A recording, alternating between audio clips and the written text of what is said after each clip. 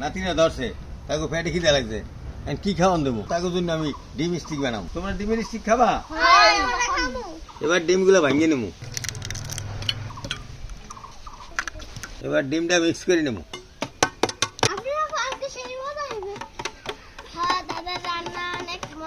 রান্না মজা হয়। দর্শক, এখন খিদে লাগিয়ে গেছে, এই ডিম স্টিকটা তাড়াতাড়ি করতে হইবে। পেঁয়াজ মরিচ কুচি, লবণ, ডিমটা গোলা হয়ে গেছে। ডিমের স্টিক বানাবার জন্য ডিমটা ভাজিয়ে নেব। এবার ভাজ করে নেব।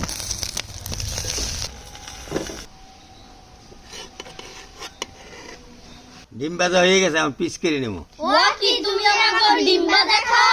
না, স্টিক বানাবার জন্য তো কাইটে নেব। তেল গরম হইতে আছে, বেসনটা গুলিয়ে নিছি।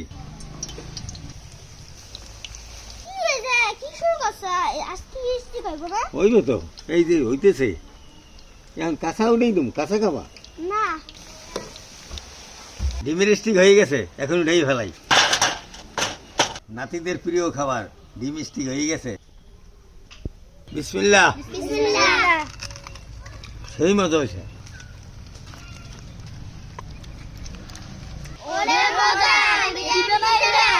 মজা হয়েছে। দর্শক, ভালো থাকেন, সুস্থ থাকেন, আমাদের জন্য দোয়া করেন, আমরা আপনাদের জন্য দোয়া করি।